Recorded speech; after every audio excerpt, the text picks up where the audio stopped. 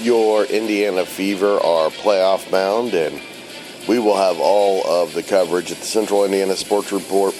We will do a Fever playoff preview and react to every single game. Anytime there's news, John, Michelle, and I, and sometimes some guests, will be talking about it. Get your best Fever coverage right here at the Central Indiana Sports Report. Please go subscribe so you don't miss a single podcast.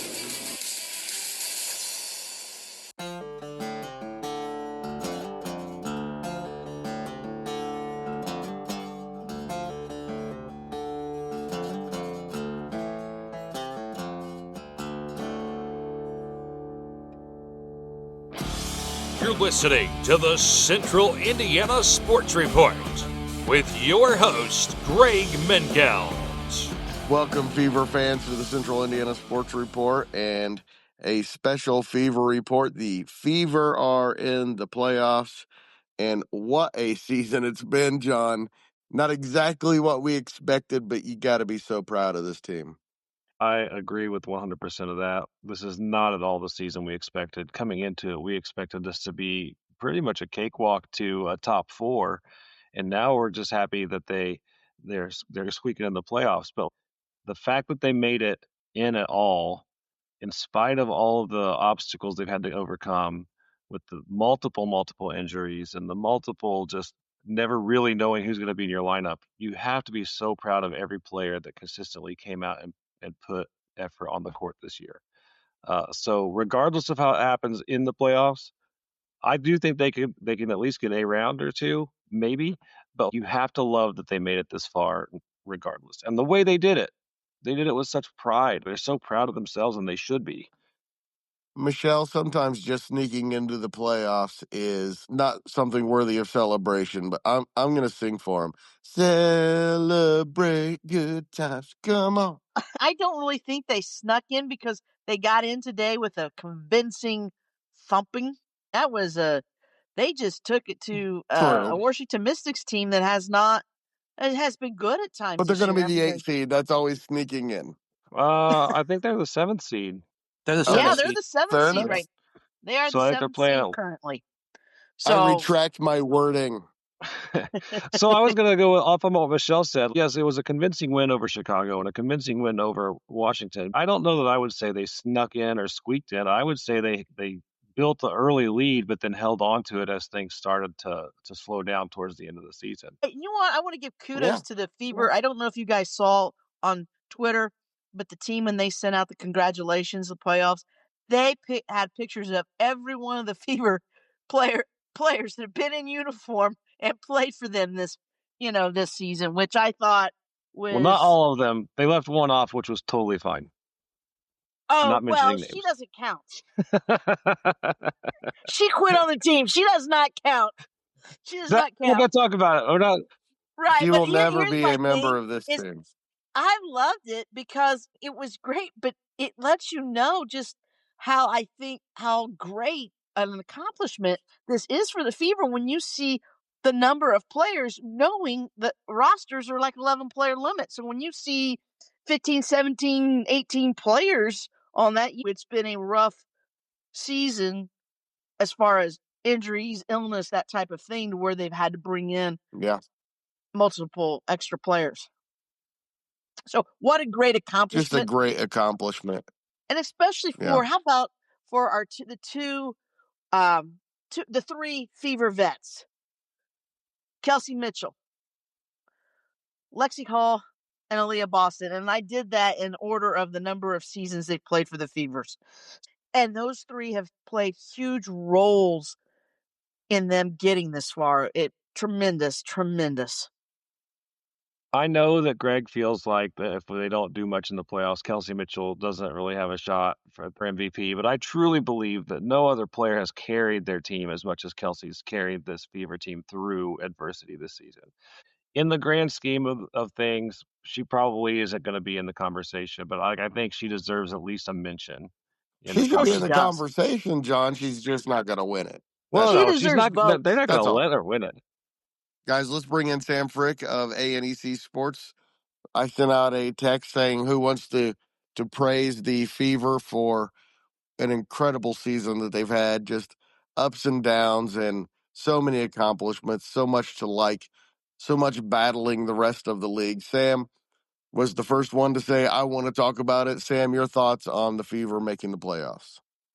Boy, it's just a reward for all the struggles they went through, the injuries. I think when you look back to the Fever season, they had their moments where they showed potential, even with all those injuries, even with the various lineup changes. Obviously, Leah Boston had a career season of her own. Kelsey Mitchell, one of the best seasons, maybe in league history, arguably from an individual standpoint. But I think when you look at even when they lost Ari McDonald for the season, they had that stretch where they lost a few games in a row. The Fever rebounded so well in the month of August. And I think the fact that when they beat LA after having so many issues with LA in the season, getting that win in LA, I felt like to me, that was the first sign that the Fever were probably going to get in the playoffs. Because I felt like to me, that was a loss that really stunned the Los Angeles Sparks. That was a kind of a character win for the Indiana Fever. You go back to the games where they were down double digits, especially the game in Connecticut. They were down 20 some points in that game in Connecticut. We could have easily lost that game in a blowout, but we found a way to come back and win that game in overtime. And I just felt like somehow we were just going to find our way in the playoffs. And that's just been the theme of our seasons is we have this character, this mental toughness that no matter what's coming our way, we keep finding ways to win ball games. And I think that's a testament to the coaching staff and the culture that the Fever have built over the course of this season as a whole. And I think that's going to be exciting when we get to the playoffs because now there's going to be a no pressure situation for the Indiana Fever. They're going to be the underdogs. And a lot of times in sports, the underdog tends to favor better in a playoff series as opposed to the team that's supposed to be winning that series or the team that's heavily favored. Well, I think they showed that in the Commissioner Cup championship game because that was right after we had a couple of major injuries, and when going into it, people said there's no way the Fever can win that game, and they came in and Great put on point. a put on a pretty dominating performance in that game. Um, can they do it for a series against a team like Minnesota again? It, they can. It'll be tough. I bet on the Fever to win the championship before they made any of their trades, and I still have them at 10-1 to win the championship. I have no hope I don't really have much hope that bet's coming through, but I would still love to see them make a run, and I think they can. Hey, John, because you were there Friday night, and I know you watched today. What have you seen this weekend? And I granted, I know Friday was against the Sky and today was against the Mystics, but they were big, huge. They won convincingly. So, what have you seen that gives you hope for the playoffs that they can win Well, around the and biggest advance? change that I've seen, that has improved a ton is the passing. There's been so much better passing that has led to easy scores. Kelsey had a no look pass the other night that was just unbelievably good. Like she was driving like Kelsey does, and then she just like passed it over her head to somebody who was driving to And there's multiple easy passes and assists that just made great plays. So that helped the offense. But on top of that, signature wise, they've really been locking it in on defense. Aerial Powers has been playing great defense. Lexi is always playing great defense. Kelsey's defense has picked up from where it was. I would say those two things combined have made the biggest difference. Whether they can hold strong against power teams is up for debate, and we'll see. But those two things have changed the dynamic of the team.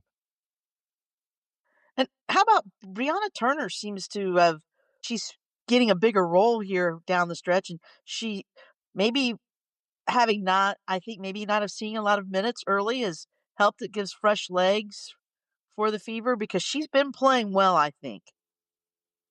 Yeah, she hardly played at all the first half of the season, and people were questioning why is she there. But when you get down to this many people on the roster, everybody's going to play a big role, and it's been great.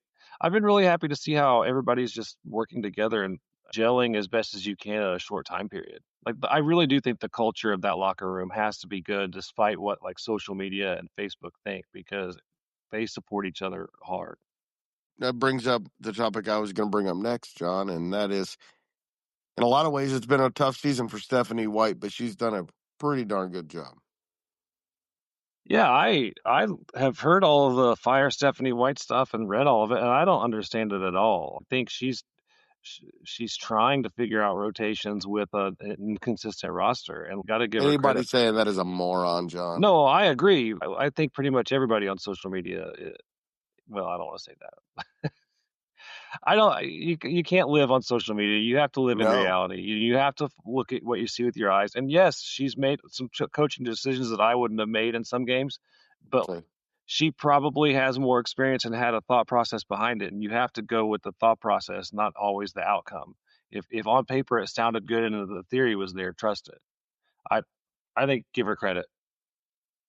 I think it goes back to what Stephanie White's career has went through up to this point. What she did at Connecticut, I think there was a reason why that Stephanie White was praised as one of the best coaches in the WNBA. Because I think people tend to assume like she's just going to come in Indiana, everything's going to be honky dorky. But when you go from one team to another franchise, you're trying to build a culture and build an identity within that said team.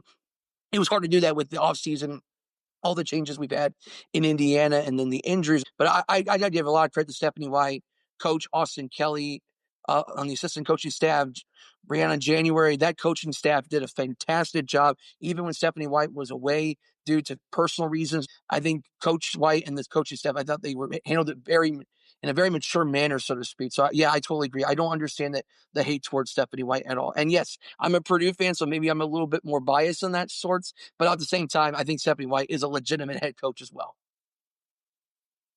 Hey, Sam, Go I'm an ahead. IU person, but I have always appreciated Stephanie White, even as a high school player, all the way her Purdue days and WNBA and coaching. And I think she's done wonderful. And I don't know if you guys saw the uh, on Twitter.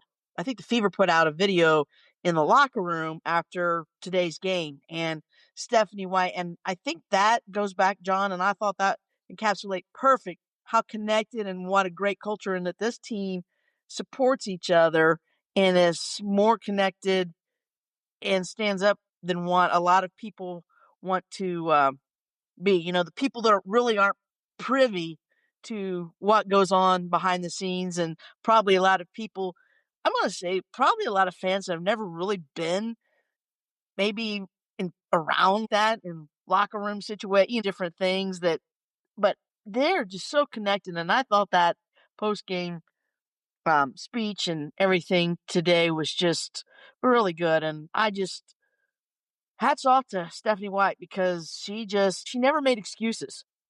Every injury, she never made excuses.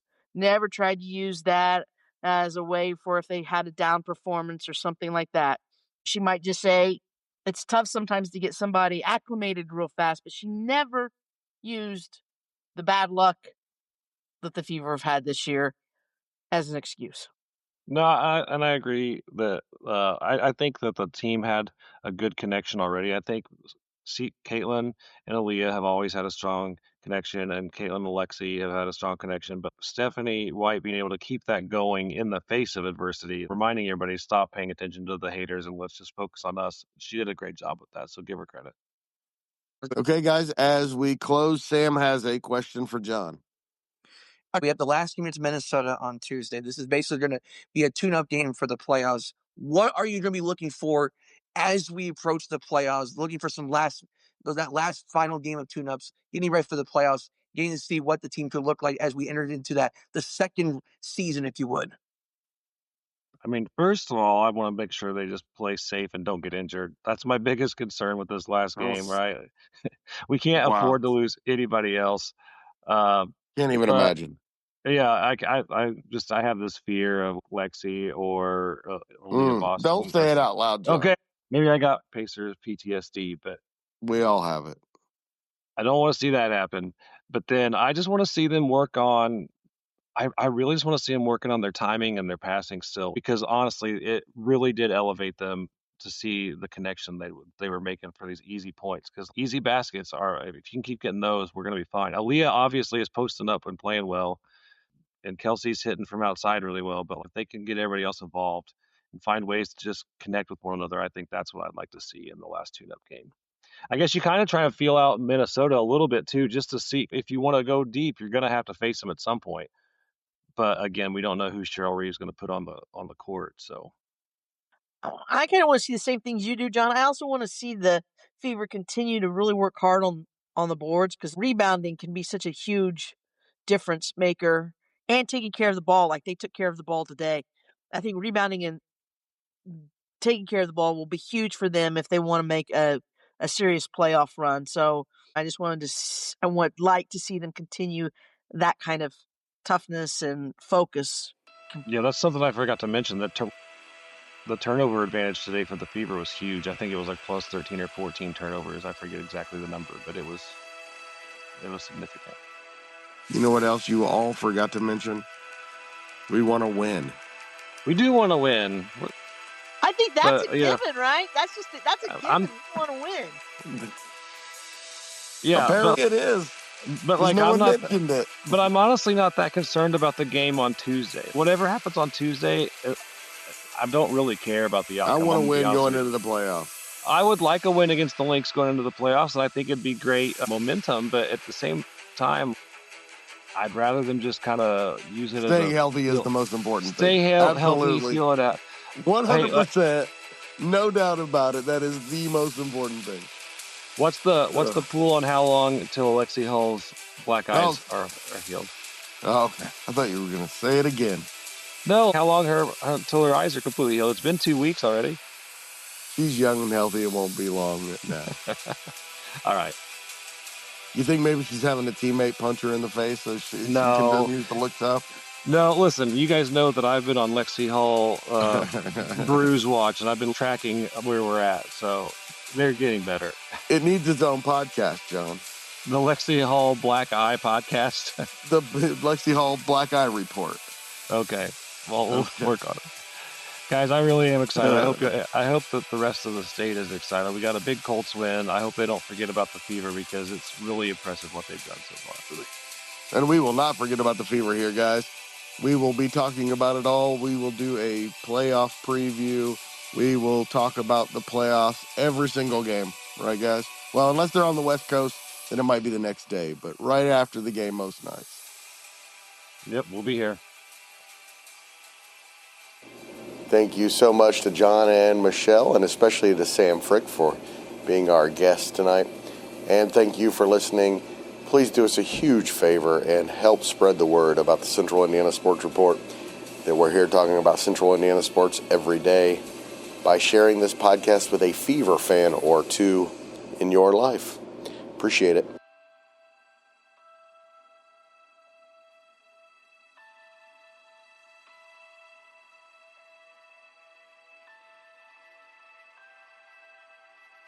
The Central Indiana Sports Report is a product of ITG Media, and I love Susie.